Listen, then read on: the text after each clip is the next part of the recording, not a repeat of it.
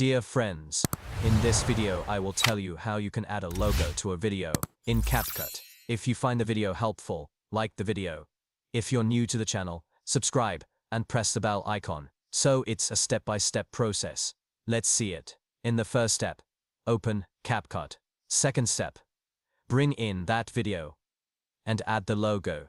Import it. Third step, bring both of them onto the timeline.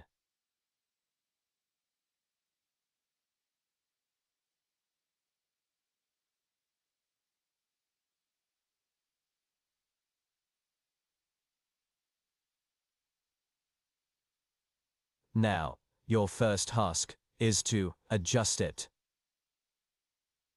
In which corner do you want to place this logo? Dear friends, in this video tutorial, I will tell you how you can change the profile picture inside your YouTube channel. I have adjusted it in the top right corner. As you can see, hopefully you got some information from this video. If you did, like the video and share it with 3 friends. If you're new to the channel, subscribe and press the bell icon.